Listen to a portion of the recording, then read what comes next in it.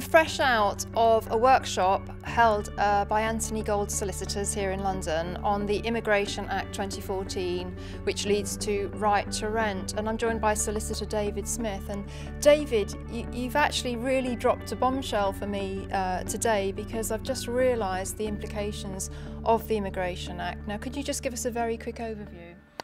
Yes, of course. First, obviously, sorry to scare you. So the Immigration Act 2014 is coming into force in the 1st of December for landlords in the West Midlands, and particularly in Wolverhampton and Sandwell and Dudley and Birmingham and Coventry. And it requires landlords in those areas with tenancies or occupation agreements commencing after the 1st of December, and that, I should say at this point, that includes lodger agreements as well, to make checks on the right to rent of those people who are coming in to occupy their properties. You can't discriminate, so that means checking everybody, even if you think they're probably British. So you must carry out some form of check on whether they have a permanent or time-limited right to rent.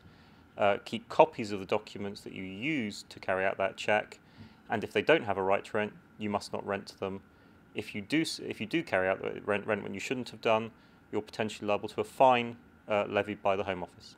And let me just reiterate that you have to undertake these right to rent checks on every single tenant. That is one of the big implications I got out of today.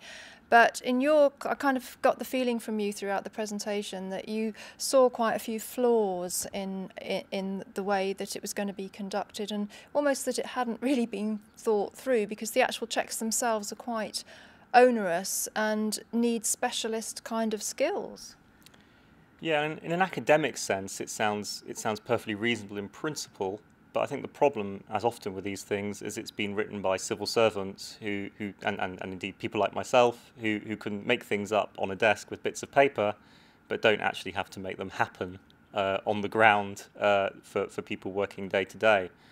I think one of the biggest problems for many British citizens is that many of them actually in the rental sector don't really have the necessary identity documents to prove their Britishness and their therefore permanent right to reside in the United Kingdom on a fairly easy basis, because inevitably a lot of this is focused on documents that have photographs and things like passports. Well, actually, contrary to the belief of many in the government, quite a lot of people in the UK simply don't have passports because they simply don't have the funds to go on these exciting foreign trips that everyone believes that we go on all the time. So there are quite a lot of people who just simply don't have these documents.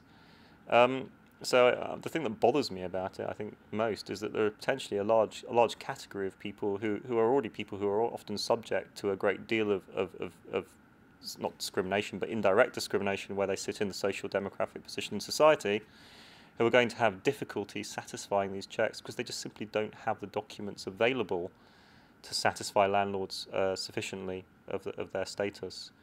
And I think a lot of landlords are going to end up relying on things like benefit letters and these kind of documents, which don't in and of themselves, without secondary support, which are not satisfactory basically to satisfy the right on their own.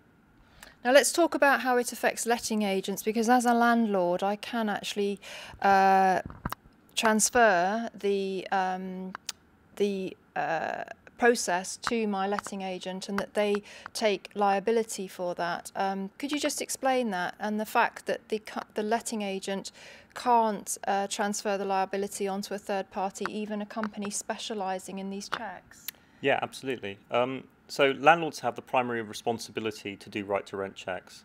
However, any landlord who's using a letting agent can agree with the letting agent, but they must do so explicitly in writing. It's not an implicit agreement, so the agent's terms of business is going to have to be very clear about this point, that the agent will carry out the checks for them.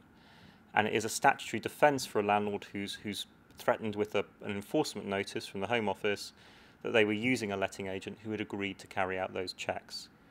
From a letting agent's perspective, it is a statutory defence for them that they had not agreed to carry out those checks and that it was the landlord's responsibility, but they cannot turn around and say some third-party organisation had agreed to do the checks. So while there are certainly some referencing agencies who will help with carrying out these checks, mostly by using electronic means to verify the validity of documents, You cannot push, as an agent, all of your responsibility off to those kind of referencing organisations. They're only a helper. They can't take it over for you. So agents are basically going to have to decide where they sit in the market and whether they're going to say to landlords, no, I'm sorry, this is your responsibility, which possibly, while it's only in a very limited geographic area, I think more agents will probably do. Or if they're going to say, yes, we will accept this responsibility and we will take on that risk for you. So just to close this out, David, what advice would you give to landlords and indeed letting agents who may be watching this? Because I feel that there's a massive need for education and awareness to actually help people understand the implications of this and what their obligations are. I guess the landlord associations can play a big part in that, and we can also pop your video in full onto this thread so people can watch it through if they want. But what would be your advice? Well, the first thing to be certain about is whether you fall into the area that's going to be covered from the 1st of December. If you do, then you've got some work to do. If not, you can relax and have a happy Christmas. Obviously, you'll need to keep an eye on how things roll out. The government's current statement is not a pilot or an evaluation. It is a phased rollout nationally. So it's starting in the West Midlands, but will move further. So you'll need to be thinking again in the spring about what's happening. There is an online code of practice, and to assist with that, there is actually a tool, which is an electronic wizard, effectively being run by the government, which actually allows you to walk through the process and tells you what to do at each stage. So I would strongly recommend that landlords find their way to these websites, and I'm sure on the threads we can make these web addresses and links available, and start reading the codes of practice and looking at the checking tools and thinking about how they're going to make this happen. I will say, if you have an agreement that has started before December 1st, you are not liable for this. It will only be agreements and occupations that commence after December 1st. But if you're in that position, then you've got some work to do fairly urgently, I'm afraid. Well, David, thank you for a very informative workshop, and I know that you'd be happy to sit on this thread and answer any questions that may come up, because I think this is a far, far bigger and more complex issue than a lot of us, including myself, realised. Yes, yes, I'll certainly be happy to help where I can, with the unfortunate caveat there are still a few things that are not clear, but hopefully they will become clearer as time moves. Brilliant. Well, thank you very much for your professional input. We do appreciate it here at Property Tribes. Thank you, David Smith, solicitor at Anthony Gold.